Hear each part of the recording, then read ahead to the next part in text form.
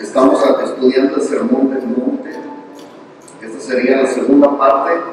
Y hoy nos toca ver el tema de la sal de la tierra y la luz del mundo. Entonces son dos conceptos diferentes, pero en una sola enseñanza que Jesús estaba dando a sus discípulos. Y ya la semana pasada vimos que Jesús sube a este monte y estando ahí en el monte les dice la dicha que acompaña a los que viven conforme a los mandamientos de Dios. Y antes de entrar a lo que son los mandamientos de Dios y la relación de Jesús con los mandamientos de Dios, toca el tema de la sal de la tierra y de la luz del mundo, porque realmente esta es la responsabilidad que Dios nos da delante del mundo, delante de la gente que todavía no lo conoce. Y estamos hablando aquí que esta plática estaba dirigida a sus discípulos. Ahorita lo vamos a ver. Dice aquí Mateo capítulo 5, versículos 13, 14, 15 y 16. Eso es el tema que vamos a estar tratando hoy, el pasaje que habla de este tema. Y dice: vosotros sois la sal de la tierra. Si la sal se desvaneciere, ¿con qué será salada? No sirve más para nada, sino para ser echada fuera y hollada por los hombres. Vosotros sois la luz del mundo. Una ciudad asentada sobre un monte no se puede esconder, ni se enciende una luz y se pone debajo de un almud, sino sobre el candelero, y alumbra a todos los que están en casa. Así alumbre vuestra luz delante de los hombres, para que vean vuestras buenas obras y glorifiquen a vuestro Padre que está en el cielo. Les decía, aquí hay dos enseñanzas, o más bien una enseñanza en dos metáforas distintas. Una es referente a la sal de la tierra y la otra es referente a la luz del mundo. Y antes de entrar en el tema, ¿qué es una metáfora? Porque hablar de una metáfora es hablar de un concepto, ¿no? Y esto es un recurso del lenguaje en el que se usa una realidad o un concepto conocido para expresar otra realidad diferente, pero que guarda una cierta relación de semejanza con lo conocido. Y este es un recurso que es muy explotado, sobre todo por los poetas, ¿no? Para darle mayor valor literario a sus escritos. Y pues de pronto están hablando de la primavera de la vida, ¿no? Y dice uno, bueno, ¿qué es eso de la primavera de la vida? Pues refiriéndose ellos a la juventud, eso es una metáfora. O que a veces hablan de la edad otoñal, ¿no? Para referirse a nosotros los de 60 y más, ¿no? A los ancianos más chavalones, ¿no? Pero igual pueden usar otro tipo de metáforas como los dientes de perlas, ¿no? Que a veces hablan los poetas. No le están diciendo boca de ostra a la mujer, le están diciendo la belleza de su dentadura o cosas por el estilo. Entonces, lo mismo del que corre con la ligereza del caballo, pues no es que sea un caballo, pero bueno, tiene esa cualidad semejante. Esta es una metáfora. Entonces, así también Jesús usó la sal de la tierra y la luz del mundo como una metáfora. Son dos elementos naturales muy conocidos por los hombres de aquel tiempo y de este tiempo. Pero con esto Jesús iba a ilustrar una realidad espiritual mucho más profunda que tenía que ver con nosotros como discípulos de Jesús o como los discípulos de Jesús de aquel tiempo. Ahora, antes de entrar también en el tema así de lleno, quiero volver a recalcar otra vez el punto de los destinatarios del mensaje. Es muy importante esto porque Jesús estaba hablando con sus discípulos. La semana pasada hablamos de este tema, pero quiero volver a recalcarlo.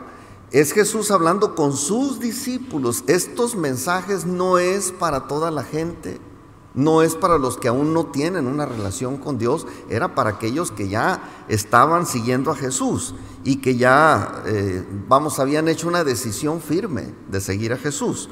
Y este sermón se dirigió primeramente pues a los 12 discípulos más cercanos de Jesús, porque fue diseñado y preparado especialmente para ellos este mensaje. Yo no sé si Jesús se fue a su casa y se puso a leer algo, o si de su propia naturaleza, sí, con la sabiduría y la inteligencia que él tenía, ya sabía los temas que iba a tocar, cómo los iba a tocar. Pero aquí Jesús comenzó diciéndole a sus discípulos: ustedes son la sal de la tierra. O sea, hablando a los discípulos, no hablando al resto de la gente. Sin embargo, este mensaje no estaba limitado a los 12. Este mensaje, por la fe, pues cualquiera que lo crea también lo puede tomar como suyo, incluyendo nosotros, pues, y en este tiempo. Entonces, esto lo puede tomar cualquiera siempre y cuando esté dispuesto a someterse al señorío de Cristo, así como lo hicieron aquellos discípulos. En esa misma calidad de discípulos nosotros podemos tomar este sermón de monte con todas sus enseñanzas para nosotros. Y ahora sí, una vez aclarado el asunto de los destinatarios, ahora sí entramos al tema. Después de que Jesús pronunció las bienaventuranzas y describió la dicha que acompaña a los ciudadanos del reino, que vivimos conforme a la voluntad de Dios, pasó a este punto y a este tema en el que Jesús empezó a hablar de las responsabilidades que van ligadas a los discípulos de Jesús. Y de esa manera, al hablar de la sal y de la luz, pues estaba aquí refiriéndose a un solo concepto, que es la importancia de la influencia. Y esta es una palabra que yo quiero subrayar. No es una palabra que venga en la Biblia, pero es el efecto que tiene una persona que se hace discípulo de Jesús, que se hace seguidor de Jesús. Tenemos influencia. Y es una palabra que está de moda en la iglesia mundial, tanto influencia como liderazgo, que es lo mismo o casi lo mismo. Entonces Jesús empezó a hablar de estas cosas, porque así como Jesús, todo ciudadano del reino es influencia en donde Dios lo ha puesto. Todos, no podemos evadir esta responsabilidad. Es un hecho que Jesús está dando por sentados. Obviamente se lo tenía que dejar saber a sus discípulos, porque así como Jesús, todos nosotros tenemos esa influencia donde Dios nos ha puesto. Entonces, el liderazgo, les decía ahorita, es un tema que está de moda a nivel mundial en la iglesia mundial. Y liderazgo no es una palabra que exista tampoco en el texto bíblico. Nunca van a decir que Jesús era líder, o que Pedro, o que Pablo, o que los apóstoles eran líderes. Por supuesto que eran líderes en el concepto que hoy conocemos, pero no los menciona la Biblia como tales, con esa palabra. Porque liderazgo no es una palabra que está en la Biblia, y esta palabra fue tomada del idioma inglés, que es líder, así. Líder es un impulsor o iniciador de una conducta social, así está definido en el diccionario. Impulsor o iniciador de una conducta social. Otra definición es dirigente o jefe con la aceptación voluntaria de los seguidores. Y eso también define las características de Jesús. Y una tercera definición es el que encabeza la clasificación de una competición deportiva. Vamos, el fulano equipo es el líder en su área deportiva, ¿no? Entonces vamos a descartar esta última, por supuesto, porque en esta serie no vamos a ver el cristianismo como una competencia deportiva. En otra ocasión ya lo veremos. Pero estas dos primeras definiciones nos muestran por qué actualmente se usa la palabra líder. Jesucristo realmente impulsó o inició una conducta social diferente. Lo vemos muy claramente a lo largo de todos los evangelios y de todas las cartas del Nuevo Testamento. Jesucristo impulsó y además inició una conducta social diferente, fundamentada en los principios éticos y morales del reino de Dios, pero nos decía él que con la asistencia personalizada del Espíritu Santo. O sea, no es nada más esfuércense por ser de esta manera, sino que el Espíritu de Dios está en ustedes para ayudarles a tener esta conducta, vivir estos principios de moral y de ética diferente, ¿no? Entonces Jesús también fue un dirigente con la aceptación voluntaria de sus seguidores. O sea, nadie lo seguía a Jesús a la fuerza ni por imposición de nadie. Y no sé si Jesús tendría algún plan B, pero incluso llegó a decirle a sus discípulos que ustedes también se quieren ir, órale. Y yo digo, bueno, ¿tendría Jesús algún plan B si los discípulos decían, pues ahí nos vemos? No lo sé. El caso es que todos los que le seguían a Jesús lo seguían voluntariamente y lo constituyeron a él como jefe, como líder, como dirigente, ¿no? Ahora, el liderazgo que tenemos los hijos de Dios no es algo opcional. Yo quisiera que Dios nos diera la opción, ¿quieren ser líderes? O que nos hubiera dicho, ¿quién quiere ser sal y luz? No, no es opcional. Jesús estaba diciendo, hablando aquí muy claramente, la influencia que tenemos en el mundo va ligada a todo discípulo de Cristo, porque queramos o no, la gente tiene puesta su mirada en nosotros, en cada hijo de Dios. Y aquí hay dos vertientes, ¿no? Los que tienen puestos sus ojos en nosotros. Algunos son los que están a favor y se suman a la causa, pero también hay los que están en contra de nosotros y que están ahí siempre para atacar, ¿no? Pero el caso es que cuando nosotros adquirimos la ciudadanía celestial, automáticamente nos convertimos en líderes. Y nuestra manera de vivir va a ser influencia para los demás. Y puede ser influencia para bien o para mal, porque somos el referente de la obra de Dios en el ser humano. Si Dios existe, usted no puede comprobar científicamente que Dios existe. La única referencia que hay de que Dios existe es de que transforma nuestras vidas. Y si nuestra vida no es transformada, pues entonces estamos negando la existencia de Dios. O por el cambio, por nuestro comportamiento, por nuestra conducta, por nuestra manera de vivir la ley de Dios, estamos comprobándole al mundo que verdaderamente Dios existe. Entonces, esta es la manera como Jesús iba a tratar este asunto. No era algo opcional, pues. Y en ese sentido nosotros somos influencia y somos el referente de la obra de Dios. Y Dios no nos va a compartir su luz, su Espíritu Santo, lo que Él es, la esencia de Él, para luego escondernos debajo de un cajón, pues. Es decir, Dios dice, yo voy a tratar contigo, te voy a perfeccionar, te voy a eliminar todas las cosas malas, voy a estar contigo, te voy a hacer exitoso, te voy a hacer todo lo que la Biblia habla de nosotros, ¿no? De lo que podemos llegar a ser. Dios no va a hacer eso con nosotros para luego taparnos con un cajón y que nadie se entere, porque Dios no es así. De hecho, Jesús lo criticaba aquí en esta parte y decía, nadie enciende una luz para ponerla debajo de un cajón. Dios tampoco, Dios menos, con mayor razón Dios nunca haría eso, nunca nos daría su luz para taparnos con un cajón o para encerrarnos en algún lugar. Entonces, vamos a entender nosotros con todo esto que Dios nos usa como modelo a seguir para la gente que no conoce a Dios y para la gente que ya conoció a Dios. Los discípulos que hemos crecido un poquito tenemos esta responsabilidad. Y tenemos que enseñar o tienen que aprender de nosotros, los nuevos en la vida cristiana o en el reino de Dios, tienen que aprender de nosotros lo mismo que nosotros. Y cuando nos ven en casa, en la congregación, en la calle donde nos ven que cometemos errores, también tiene que aprender la gente de nosotros cómo funciona la gracia. Porque miren, en todas partes se habla mucho de la gracia. La iglesia es buena para hablar de la gracia, pero a la hora de practicarla, como que no es congruente.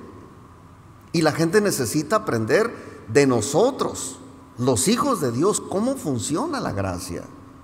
Decimos, sí, Dios te perdona, Dios te ama, Dios te va a levantar, pero cuando una persona que ya tomó nuevos principios comete un error, lo tachamos y mejor que se largue. O sea, la gente que ya comete errores estando en una posición de liderazgo o de servicio dentro de la congregación, decimos, ¿sabes qué? Tú no mereces estar ahí, y lo corremos. Digo, no lo hacemos nosotros, pues, pero la gente de nuestra congregación o de nuestras congregaciones, los que somos cristianos, tiene que aprender en nosotros y de nosotros cómo funciona la gracia. De que sí, somos imperfectos, caemos, pero tiene la gente que aprender a vernos, o tiene que aprender de vernos cómo nos levantamos después de una caída. Porque todos seguimos cometiendo errores. Entonces vamos a depender, o la gente va a depender de nosotros en muchas cosas que tiene que aprender. Pero por otro lado, los que todavía no son del reino también van a observar en nosotros esa misma conducta, a veces mala conducta, y pues nos van a criticar y lo van a tomar como un muy buen pretexto para no entrar en el reino de Dios. Entonces el escritor de la carta de Hebreos lo definía como tener a nuestro alrededor una gran nube de testigos. Nosotros, los que simplemente hicimos la decisión de ser seguidores de Jesús, que aceptamos a Cristo como Salvador, dice, tenemos nosotros, no sé si lo decía como un problema o como una responsabilidad o como un privilegio, pero lo dice así en Hebreos capítulo 12, versículo 1. Dice, por tanto, nosotros también, teniendo en derredor nuestro tan grande nube de testigos, despojémonos de todo peso y del pecado que nos asedia y corramos con paciencia la carrera que tenemos por delante. Y aquí solamente para aclarar, debemos despojarnos del pecado, no de los testigos, porque a veces es muy fácil para nosotros, bueno, es más fácil para nosotros despojarnos de los testigos. A veces los mandamos eliminar, pero otras veces decimos, no me importa lo que hablen de mí. Y sí nos debe de importar. ¿Por qué? Pues porque ahora somos el cuerpo de Cristo. No somos nada más nosotros por nuestra propia cuenta, representamos un reino, representamos a un Dios que nos salvó. Y nosotros debemos ser intachables en nuestra manera de vivir, y una vez que nosotros mostramos a la gente que vivimos intachablemente, entonces los de la bronca son los que hablan mal de nosotros. ¿Por qué? Pues porque los que se van a condenar por mentirosos son los que hablan mal de nosotros, pero nuestra responsabilidad es comportarnos como verdaderos hijos de Dios. Y entonces, esa es la medida del compromiso y de la responsabilidad que nosotros adquirimos junto con la salvación y la vida eterna. No es nada más de que salvo soy y todo lo demás ya se acabó, ya no importa nada. No, al contrario, Jesús estaba empezando a meter a sus discípulos en una responsabilidad de guardar la ley. Todavía no hablaba de la ley aquí. Al principio habló de la ley y dijo, estos son los beneficios que tiene la ley, van a ser bienaventurados si ustedes hacen esto y esto y esto y esto y esto, y si los persiguen, ustedes van a ser dichosos, pero tienen una responsabilidad. La gente los va a ver, los va a observar. Su comportamiento, su conducta en relación a lo que Dios dice, que es la manera como nosotros debemos andar. Y ahí es donde empieza Jesús a entrar en el tema. Entonces, no estaba diciendo deberían ser la sal de la tierra o como la luz del mundo. Dijo enfáticamente y con toda la razón, ustedes son la sal y la luz. Y aquí es donde nosotros tenemos que entender que si somos ciudadanos del reino, no hay otra opción más que esa. Somos influencia para el resto de la gente que habita el planeta, así de sencillo. Para bien o para mal, ya lo comentaba ahorita. ¿Por qué? Pues porque somos representantes de un reino de luz que es rechazado por los que practican la maldad. Hay gente que todavía es mala, que no quiere cambiar, que es mala por naturaleza, igual que nosotros, pero no quiere cambiar, y esa gente nos va a estar observando. Y somos nosotros responsables de que ellos vean en nosotros la luz de Dios, aunque no la quieran tomar. Entonces hay gente que todavía ve a Jesús como juez y no lo ve como Salvador. Nosotros, gracias a Dios, ya dimos ese paso. Conocemos la bondad de Dios porque no nos juzgó, simplemente nos dijo, yo conozco tu pecado, te arrepientes, me arrepiento, órale, eres de aquí entonces. Ya pagué por tu pecado. Y es tan sencillo como Jesús lo hizo, que a veces nosotros nos complicamos la vida, pues queriendo ver cómo es eso de la salvación.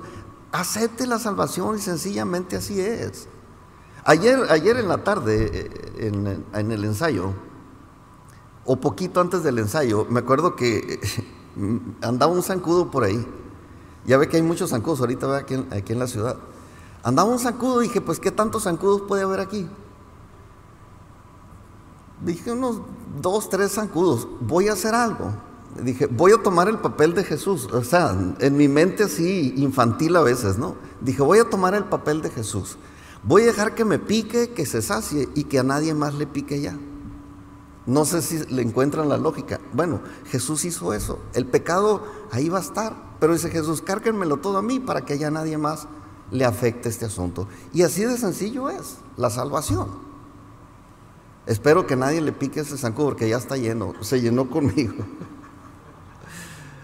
Sí, pero igual es el pecado. O sea, nadie más tendría que padecer por causa del pecado porque Jesús ya lo llevó, pues. Y esa es la buena noticia que nosotros tenemos de parte de Dios.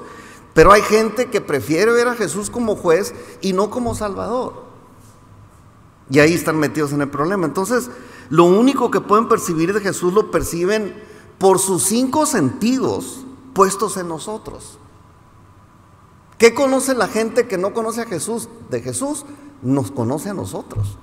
Y dice que es cristiano. Y algunos dicen, no, la verdad sí es que sí es cristiano. No, hay las dos partes, no.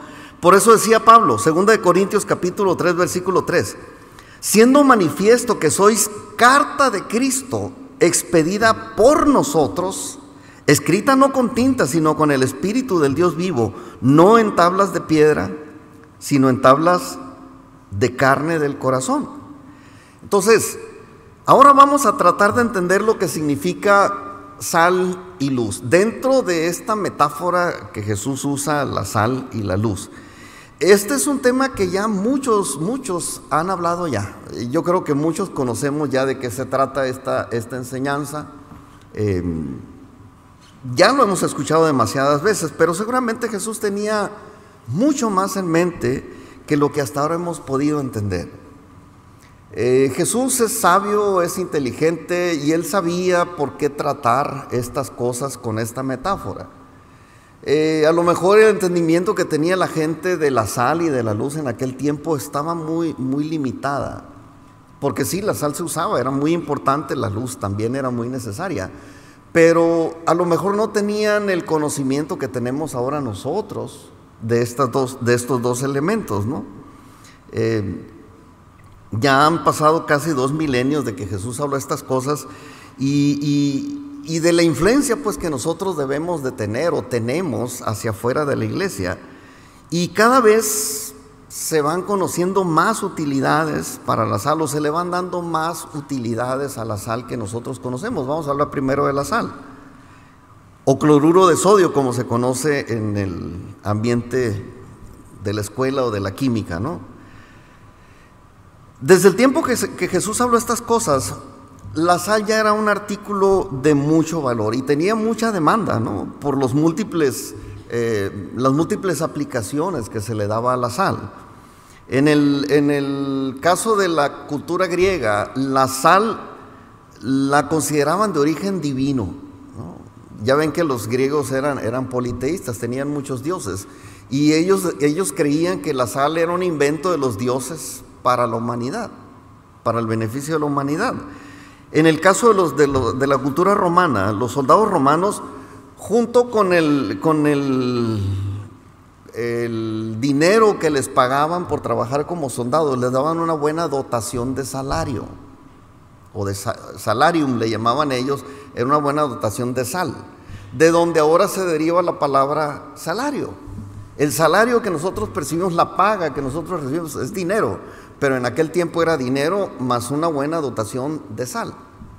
¿Por qué? Pues por los beneficios que aportaba a una persona o a una familia o a una institución, alguna industria, algún negocio o lo que fuera. Entonces, también la sal se consideraba una ofrenda digna para los dioses. Si ustedes ven el Antiguo Testamento, algunas de las ofrendas de cereales y esas cosas que se llevaban en el templo o en el tabernáculo iban mezcladas con sal. O sea, también a Dios se le ofrecía este producto, ¿no? Entonces era algo muy importante, la sal era un artículo muy importante. Y actualmente yo estoy investigando algunas cosas aquí, encontré un artículo que habla de que la sal tiene 14,000 aplicaciones y usos diferentes. Obviamente no me di el tiempo de leerlos todos, ¿no? Sí le di un repasón rápido y les voy a platicar aquí algunos, ¿no? Pero en todos estos campos que se usa la sal, o que es muy útil la sal, más bien es imprescindible la sal. Es muy, muy necesaria. Obviamente el uso más común es en el hogar y en la industria de la alimentación. Pues es donde es más importante, ¿no? En todo lugar donde se preparen o se consuman alimentos, debe de haber un salero, ¿no? Y más si me invitan a mí, pues con mayor razón. A mí me encanta la sal. Digo, la comida con sal, ¿no? Me gustan los sabores intensos y bueno, la sal ofrece esa opción. Si a usted le gusta la carne sin sal, pues lo felicito, porque a lo mejor no va a padecer de la presión o de los riñones, pero bueno, si uno intenta comer algo agradable, pues es obvio que necesita haber sal. Y la sal tiene mucha utilidad en el asunto de los alimentos. Resalta el sabor de casi todos los alimentos que nosotros consumimos. Además, la sal preserva de corrupción y controla los procesos de fermentación. Yo recuerdo que cuando yo era niño, allá en la capital del mundo, mi mamá agarraba carne y la llenaba de sal. La carne o el pescado lo llenaba de sal, pero así cubierto, tapado de sal, y ya después se las sacudía y las colgaba en el tendedero, ¿no? Y con eso hacía machaca, ya que se secaba la sal deshidrataba la carne y no se echaba a perder, y a mí me parece eso maravilloso, ¿no? Lo mismo el queso, ¿no? El queso, para hacer el queso añejo, pues nada más le echan un poquito más de sal y ahí lo dejan, puede durar años. La leche se conserva perfectamente bien con esa sal. Es el queso, ¿no? Y tiene pues estas propiedades, ¿no? ¿Por qué? Porque inhibe y controla el crecimiento de bacterias, la sal común. Esa es una de las aplicaciones. Es un agente deshidratador y ablandador de las materias primas que se usan en los alimentos. En la pastelería, en la panadería, pues controla el grado de fermentación de la masa. Lo entendemos, esto es común también. Acentúa también el sabor. En los productos lácteos se utiliza para controlar la fermentación, igual para mejorar el color, la textura y el sabor de los quesos, las margarinas, la crema, y todos esos productos llevan sal. Bueno, no funcionarían como tal si no existiera la sal. En la ganadería también se emplea para la elaboración del alimento para todo tipo de animales, incluyendo las mascotas. Estaba leyendo el otro día los ingredientes de las croquetas, tienen sal. Y digo, hasta los animales les gusta saborear. No les gusta la comida insípida. Y creo que a nadie le gusta, ¿no? Ahora, en la industria química, a la sal se le conoce como cloruro de sodio, lo estaba comentando ahorita, porque está compuesto por cloro y por sodio, que son dos elementos de la tabla periódica. Entonces, de la sal se pueden extraer estos dos elementos, el cloro y el sodio. Ahora, si me pregunta qué se hace con el cloro, híjole, ese cloro que se saca de la sal, sirve para fabricar plásticos, como el PVC, para fabricar productos para el tratamiento sanitario de paredes, pisos y accesorios médicos, para la fabricación de medicamentos, para colorantes, para decolorantes, para plaguicidas, para disolventes, etcétera, etcétera, etcétera. Nada más del cloro que se saca de la sal. Ahora, en la industria papelera y textil se usa para la producción de papel y de fibras textiles, ¿no? Incluyendo también los jabones, los detergentes con los que nosotros lavamos casi todas las cosas. Y el cloro que se extrae de la sal también es un elemento fundamental para el tratamiento del agua potable, ¿no? Entonces, la sal tiene muchas aplicaciones. Y eso no es todo. Yo leía que en el curtido industrial de pieles, de donde hacen los zapatos, las chamarras y todas esas cosas de cuero, de piel, bueno, ahí la sal sirve para controlar la humedad, para inhibir la acción de microbios que pudren las pieles frescas. La sal también se usa en la industria del petróleo y del gas natural. No me pregunte cómo, pero tiene su utilidad. En la metalurgia se usa para el tratamiento de algunos metales, el fierro, el aluminio, el berilio, el cobre, el acero, el vanadio, etc. Se usa también la sal en el procesado, fundición y refinamiento y fabricación de productos metálicos. O sea, la sal tiene muchas aplicaciones. También es muy útil aún en la seguridad vial. Dirás, la sal en la seguridad vial, sí, es para acondicionar las carreteras y aeropuertos. Decía ahí que se emplea en la construcción de carreteras para dar firmeza al terreno. Yo esa no me la sabía. Pero se usa la sal para darle firmeza al terreno que se va a usar para pavimentar.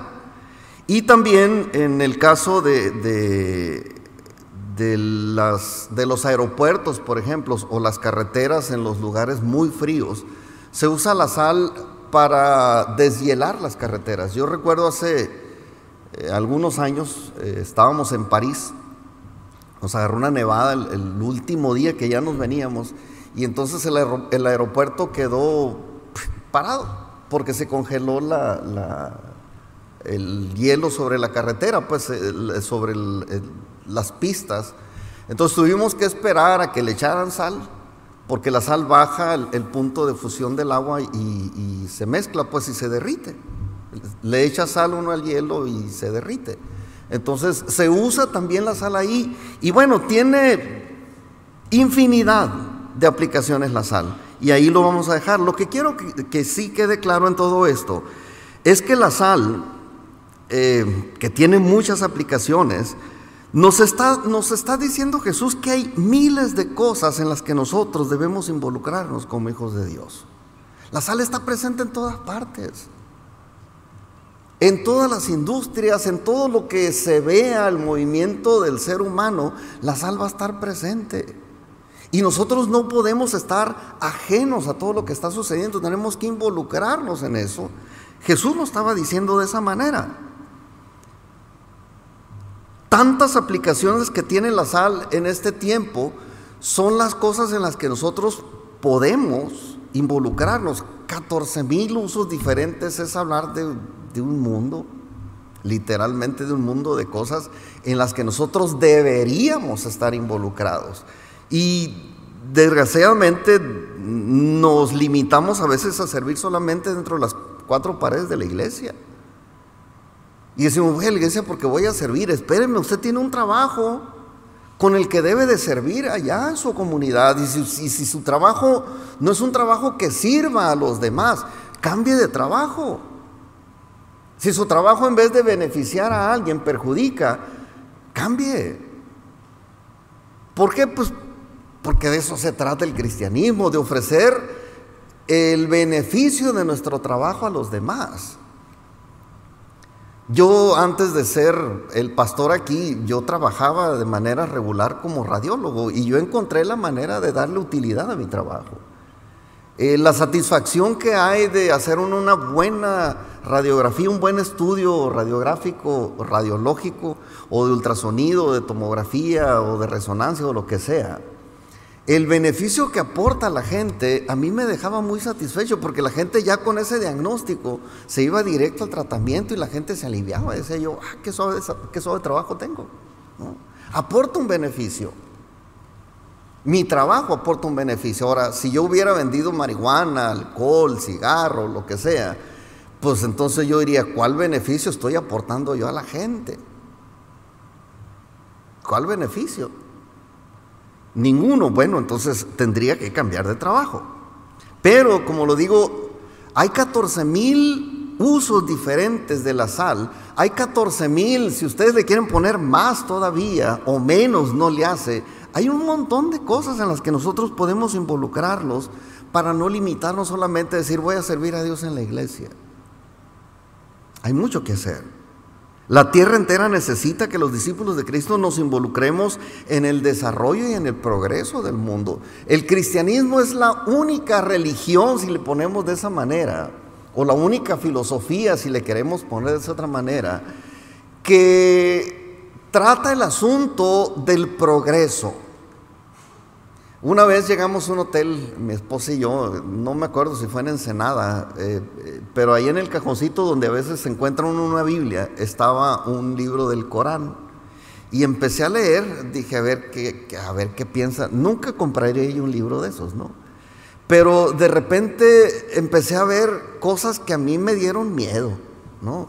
De que un seguidor de ese tipo de literatura debe de vivir como mendigo y vivir de lo que le den la gente a la que le va y le habla en la calle. O sea, dije yo, espérame, eso no es lo que la Biblia enseña, es muy diferente. A mí la Biblia me enseña que Dios puso al hombre allá en un huerto y que aún sacándolo del huerto del Edén, Él se puso a construir ciudades para vivir mejor. Y comienza la historia del hombre en un jardín, en un huerto, y termina el hombre, la historia según la Biblia, termina uno viviendo en una ciudad de oro. Digo, eso es progreso, ¿no? Y la única religión que nos habla de este progreso es la Biblia, es el cristianismo. Entonces debemos involucrarnos en el desarrollo y en el progreso del mundo. Un discípulo es influencia que purifica, que preserva, que cura, que da sabor al lugar en donde nosotros estamos involucrados, porque esas son las aplicaciones básicas, ¿no? Purifica, preserva, cura, da sabor, y en el sentido moral y en el sentido espiritual despierta el apetito y la sed de la justicia de Dios. Recuerdo que veía un anuncio cuando era joven, niño, de alguien que iba a comprar alguien que decía tengo sed, y entraba a una tienda y pedía unas papitas, no sé si se acuerdan, unas papitas bien saladas, y ya después que se comían las papas bien saladas, entonces sí, ya compraba su soda de no me acuerdo qué marca era, ¿no? Pero como diciendo, para disfrutar más, ¿no? Con la sed que da. Y eso es lo que hace también la sal.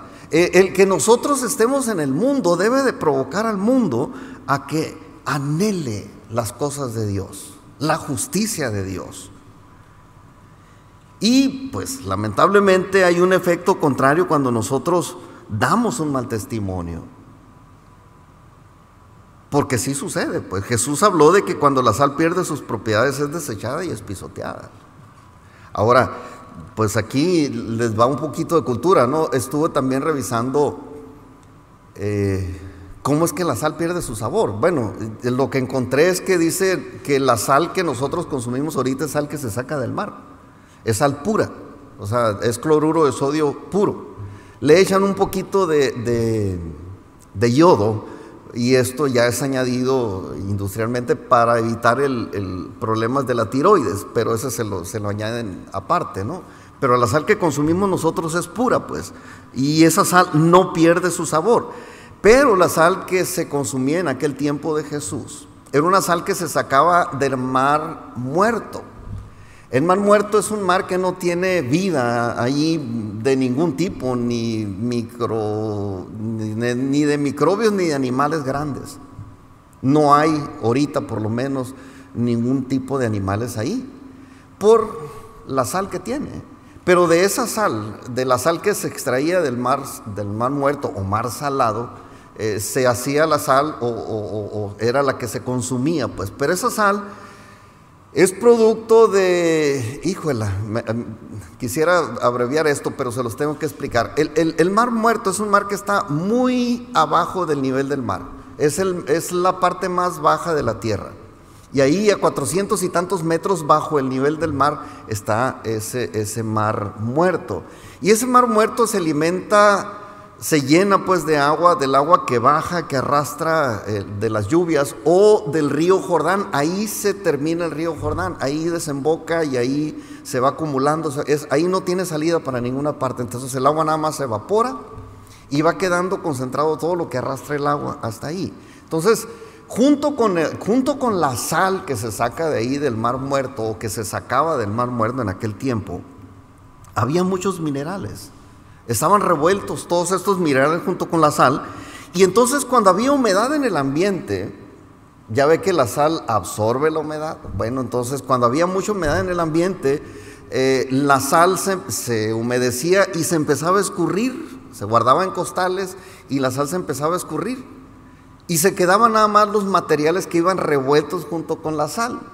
supuestamente la sal, que parecían sal, pero ya no eran sal. O sea, se le había barrido todo el cloruro de sodio y había quedado nada más esos minerales que ya no tenían el mismo sabor. Y es ahí cuando ya la gente pues decía, no, pues es que esta sal ya perdió su sabor. No, no es que perdió el sabor, es que realmente se escurrió la sal y quedó aquello que no es sal, pero que parece sal. Y entonces era el tiempo de desecharlo. Y cuando eso ocurría, pues era el tiempo de tirarla, ¿no? Y no era algo muy común, pero ocurría. Igual también, tampoco es común que un cristiano genuino tenga mal testimonio. No es común que un cristiano fiel tenga mal testimonio. No es común. Sí, ocurre, pero yo insisto, no es lo común. De vez en cuando, por muy santo que uno sea, uno va a cometer un error y va a haber gente viéndonos.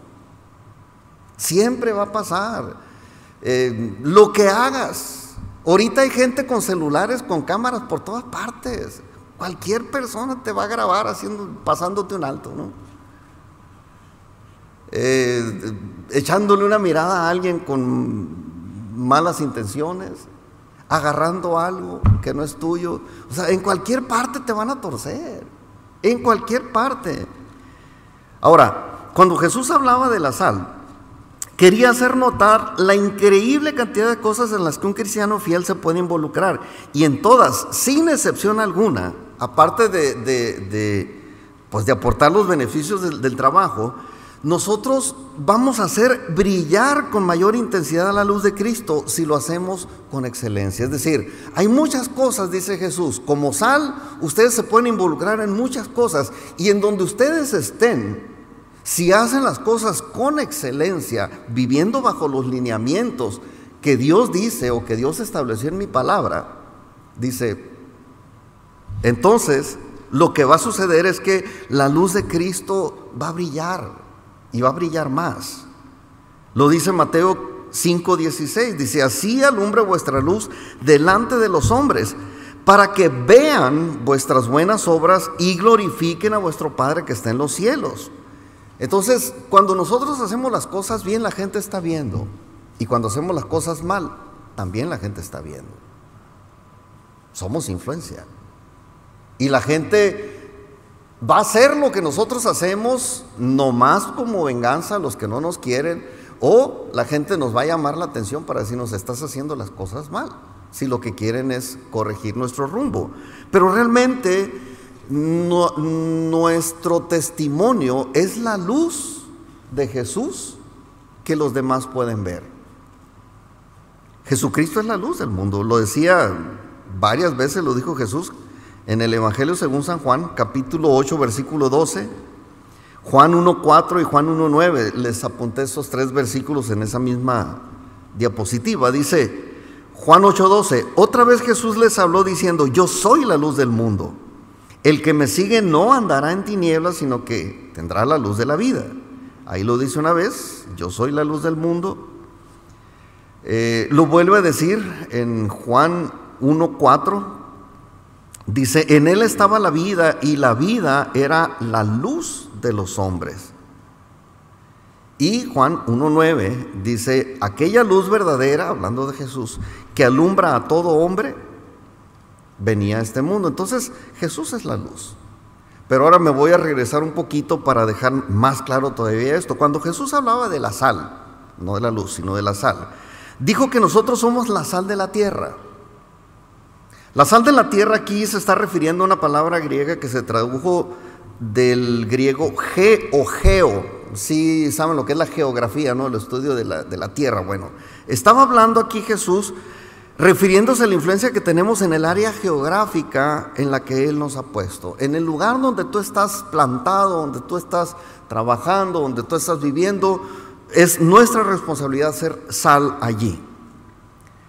Pero todavía fue más allá cuando dijo, ustedes son la luz del mundo. ¿Por qué? Porque la palabra mundo de la que está hablando aquí es otra palabra griega que se tradujo de la palabra griega cosmos, que no es lo mismo. Y en el sentido del lugar o de espacio en el que somos influencia, pues hay una diferencia muy notable entre área geográfica y el cosmos. ¿O no pueden notar esa diferencia? Todos podemos notar esa diferencia. No es lo mismo un área geográfica que el cosmos. No es lo mismo. Entonces Jesús estaba considerando que no solamente somos influencia en una área, sino en todo el universo.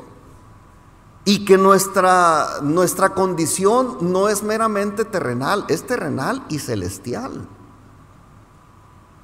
Lo dice Mateo capítulo 13, versículo 43. Dice: entonces los justos resplandecerán como el sol en el reino de su Padre. Y luego añade Jesús: el que tiene oídos para oír, oiga. Entonces esto significa que nuestra influencia como luz no solo afecta un área geográfica, sino, como dijo Salomón, afecta todo lo que está debajo del sol. Somos ejemplo para todos los que están debajo del sol. Y afecta no solamente a la tierra o a toda la tierra, sino al reino de las tinieblas y por toda la eternidad. Porque si vamos a estar en el reino de Dios, ahí también vamos a resplandecer como el sol. Entonces, somos luz. No es una opción, es una verdad, es una realidad de la que Jesús habló. Y no hay manera de evadir esa realidad. Los discípulos de Cristo somos luz y somos luz de Dios para el mundo. Solo que nuestra intensidad, aquí sí vamos a hablar un poquito de las variantes que hay. Porque el problema no es que si queremos o no queremos ser luz, somos. El problema está en la intensidad de luz que puede haber en nosotros, porque esto sí puede variar. Y varía proporcionalmente en la medida que Cristo mora en nosotros. O sea, no depende de otra cosa más que de qué tanto de Dios hay dentro de nosotros, para ver qué tanta luz es la que nosotros podemos emitir. Y por eso es muy importante cultivar diariamente nuestra comunión con Dios. Porque cualquier cosa que hagamos debe de llevar implícito los principios que hemos aprendido de Dios. Es muy importante nuestra comunión con Él. Y esa es la única manera de llegar a ser influencia positiva donde estemos. Que la gente vea que tú llevas soluciones, que aportas cosas buenas al mundo, que tienes en control tu manera de vivir, control de tus emociones, de tus pasiones, que vives conforme a lo que Dios dice y no conforme a la carne suelta o a las emociones sueltas. Entonces, somos luz porque Cristo mora en nosotros, y si nuestra comunión con Dios es débil o es muy pobre, pues nuestra luz también va a ser pobre, ¿no? Pero una fuente de luz siempre va a manifestar su presencia en medio de las tinieblas, siempre, por muy pequeña que sea. Pero no se trata de ser una luz pequeña, tan pequeña que nuestra utilidad sea pues prácticamente innecesaria, ¿no?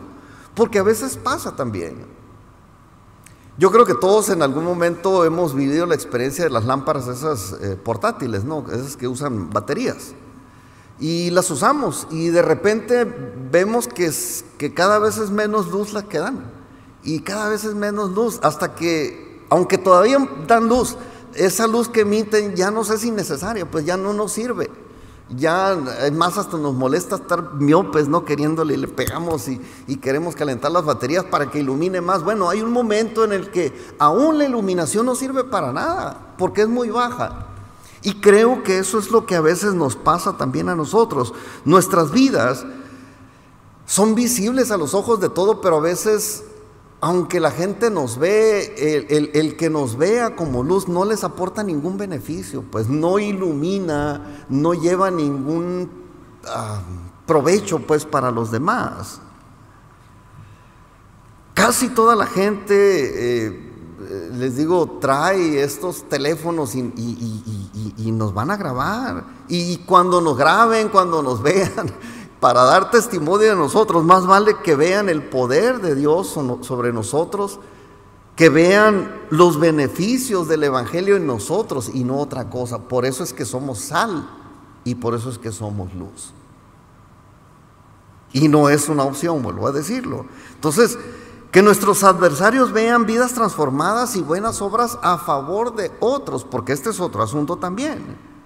No se trata de servirnos a nosotros mismos ni de enaltecernos a nosotros mismos. O sea, no se trata de que yo sea luz y sal porque quiero estar en un escaparate y que todo el mundo vea, mira, qué bien qué bien se porta, bravo por fulano. No, no se trata de mí, se trata de Dios. De enaltecer el nombre de Dios o de glorificar a Dios.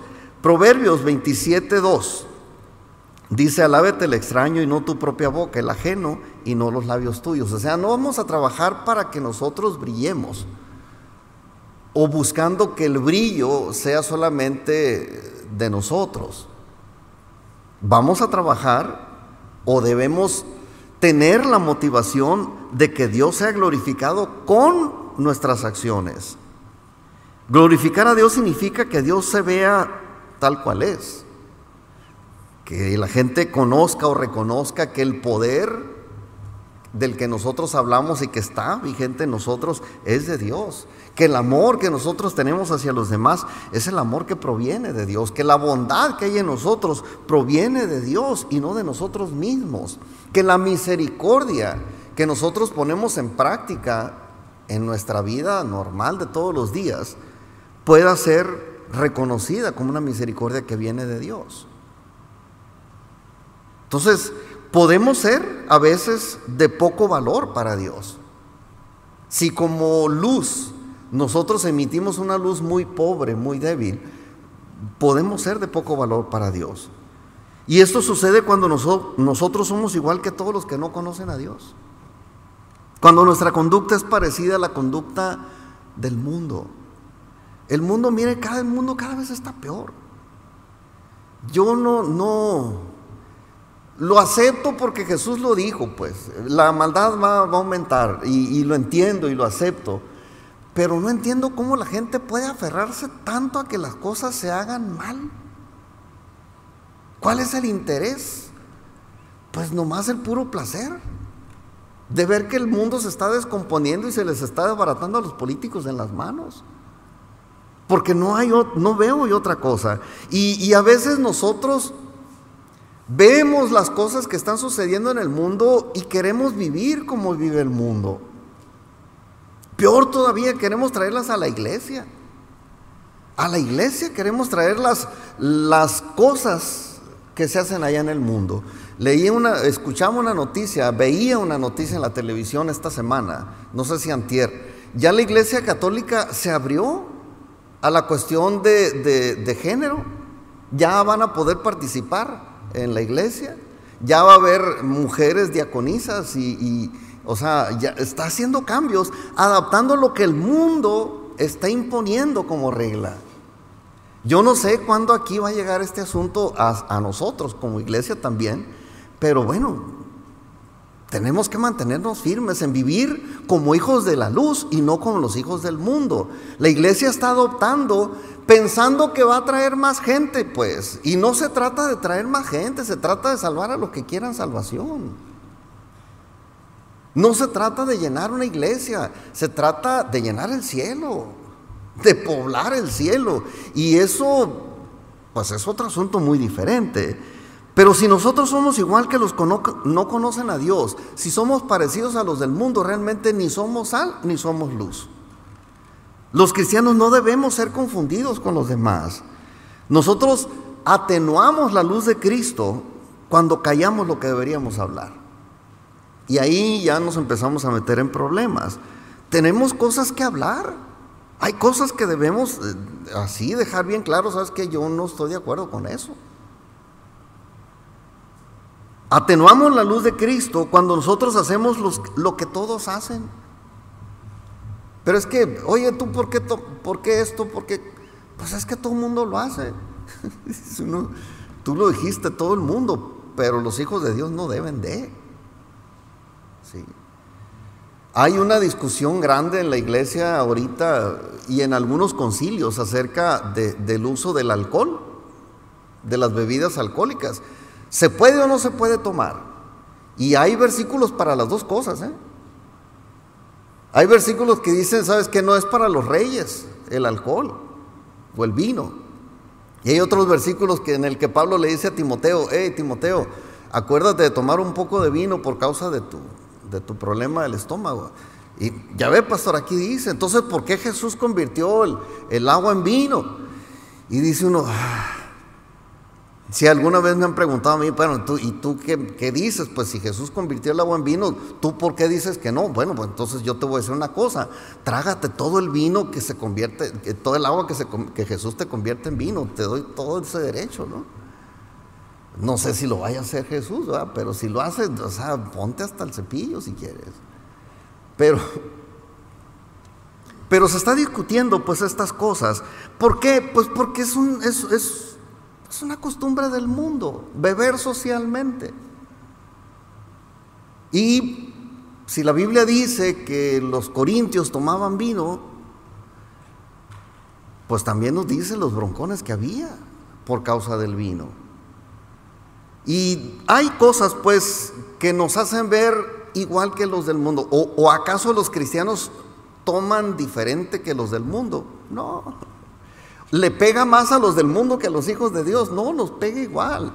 Y las mismas estupideces que hace un borracho del mundo las hace un cristiano borracho.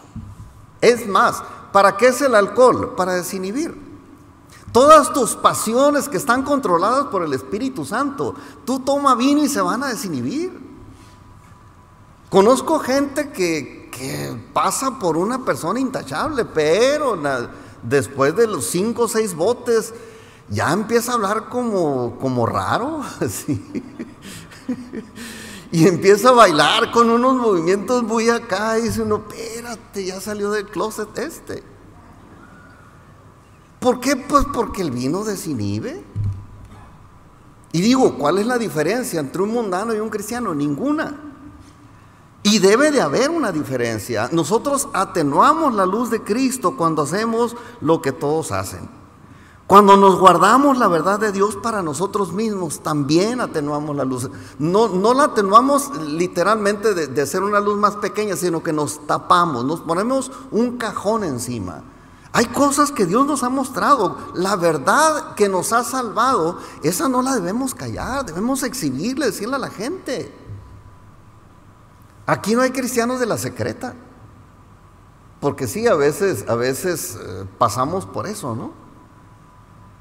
Digo, tampoco se trata de andar por todas partes, yo soy cristiano, traer un cartelón aquí, ¿no? Con un micrófono, ¿cómo le llaman esos? Un megáfono. No se trata de eso, pero sí, cuando se trate de dar nuestro punto de vista, nuestra opinión, vamos dándola como es. También atenuamos la luz cuando nos autocomplacemos con el pecado. Y ahí sí baja muchísimo la cantidad de luz, la intensidad de nuestra luz cuando nosotros vivimos en el pecado. No digo que el cristiano no peque, digo que cuando constantemente vive en el pecado. Yo creo que cualquiera se puede dar un resbalón, cualquiera. Y hay gracia disponible de Dios para nosotros. Dice Juan, si alguno ha pecado, pues está hablando de los cristianos. Y si alguno ha pecado, dice, pues abogado tenemos para con el Padre. Y entonces hay manera, sí hay manera, pero ya que vivamos constantemente en el pecado, pues ese es otro asunto, ¿no? Como alguien dijo, una cosa es que un pájaro se te pare en la cabeza y otra cosa es que te haga el nido ahí, pues. No es lo mismo. Entonces también cuando nosotros apagamos o bajamos la intensidad de nuestra luz, es cuando tenemos recursos, pero no los usamos para atender las necesidades de los demás. O sea, no se trata de que Dios nos bendiga a nosotros, y primero a mí, después a mí, siempre a mí. O primero yo, después yo y siempre yo. O sea, se trata de que el beneficio de la vida cristiana es para nosotros y para todos los demás que están a nuestro alrededor. Por eso somos sal y por eso somos luz.